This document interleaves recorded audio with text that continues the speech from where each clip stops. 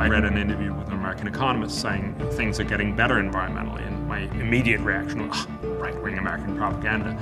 But he sounded sufficiently serious that I thought it would actually be fun to debunk.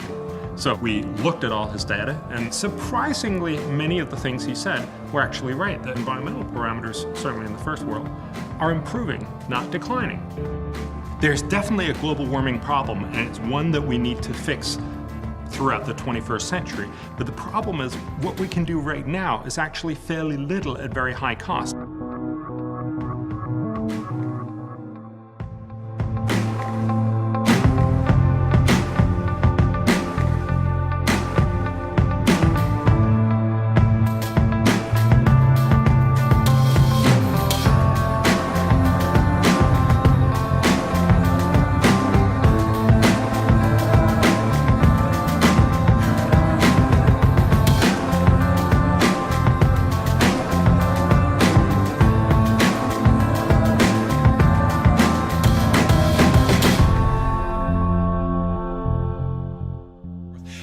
I don't know exactly what to believe. You tell me your background and your position on the current standing of climate change on this planet. Well, fundamentally, global warming is a real problem. It's something we need to fix. But there's been this immense debate, in America especially, but all over the world, where there are people saying, oh, it's not happening at all, and people on the other side, some of whom you've had in here, saying it's the end of the world.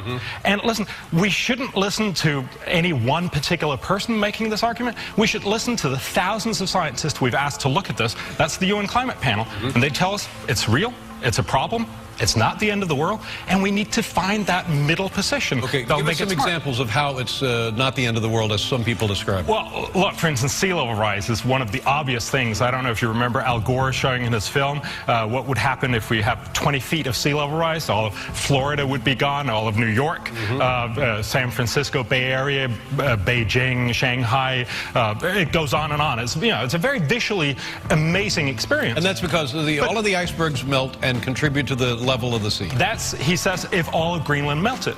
But look, the UN Climate Panel tells us it's going to be somewhere between 1/2 and 2 feet, most likely a foot. Now, a foot is a problem, but it's not the end of the world.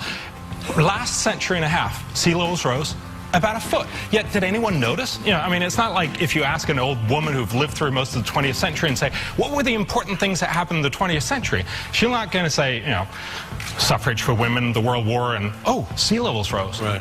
Yeah. But what about